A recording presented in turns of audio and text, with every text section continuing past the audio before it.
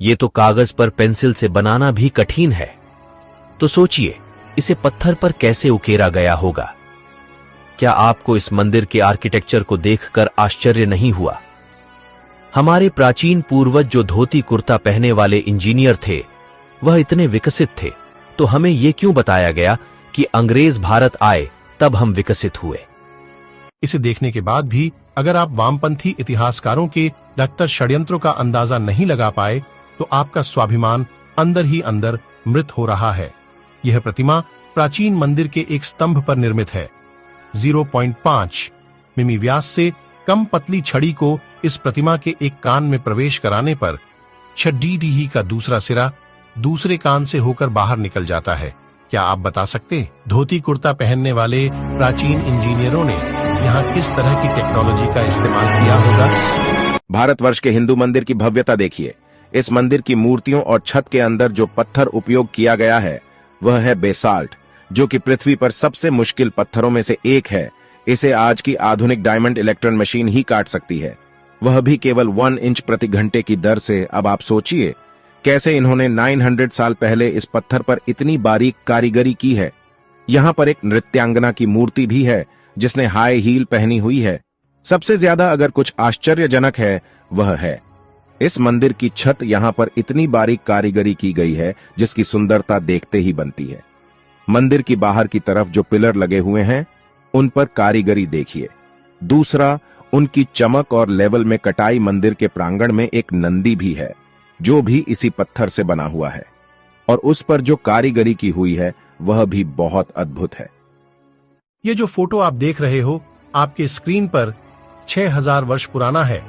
दरबंद ई बेलुला चट्टान में मिला, वह भी इराक में। यह फोटो भगवान राम की है। इस चित्र में एक राजा को दिखाया गया है जिसके हाथ में धनुष और तीर है। चित्र को गौर से देखिए, नीचे की तरफ जिसमें हनुमान जी की छवि दिखाई दे रही है। इतिहास में कुछ तो है जो हमसे दूर है।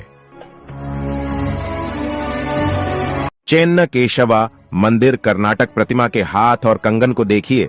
क्या आपको लगता है कि ऐसी फिनिशिंग और बारीक नक्काशी केवल छेनी हथौड़ी से संभव है? ठीक ऐसी ही एक प्रतिमा मंदिर के अंदर है जिसके हाथ में कंगन को आगे पीछे सरकाया जा सकता है, जबकि पूरी प्रतिमा को एक ही पत्थर से बनाया गया है ना अद्भुत? सच तो यह है कि हमारे मंदिर 7 आश्चर्यों की लिस्ट बनाने वालों की तुष्टिकरण की भेंट चढ़ा गया। 1000 साल नहीं, 5000 साल नहीं, 10,000 साल भी नहीं और 20,000 साल भी नहीं। बात करते हैं करीब 28,500 साल की, जब इस धरती लोक में कोई अब्राहमिक रिलीजन जैसे कि क्रिश्चियनिटी और इस्लाम एग्जिस्ट ही नहीं करते थे। बात हो रही है कल्प विग्रह की। साल 1859 में नेपाल में शिव जी की एक ऐसी सॉलिड ब्रोंज से बनी मूर्ति मिलती है जिसे जब यूनिवर्सिटी ऑफ कैलिफोर्निया में रेडियो कार्बन डेटिंग की जाती है तो यह पता चलता है कि यह मूर्ति करीब 26,000 साल से 28,000 साल पुरानी हो सकती है, जो पूरे हिंदू इतिहास में धरती पर मिला सबसे पुराना लॉर्ड शिवा का आइडल था।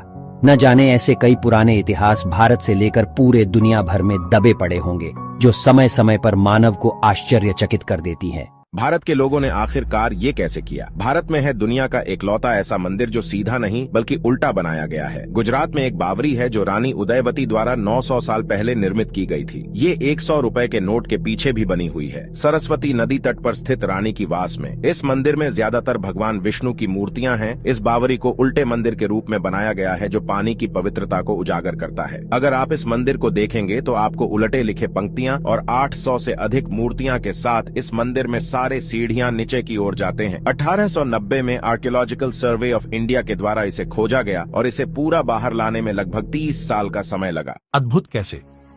इतना घर्षण रहित तो बेयरिंग लगाने पर भी न चल सकेगा।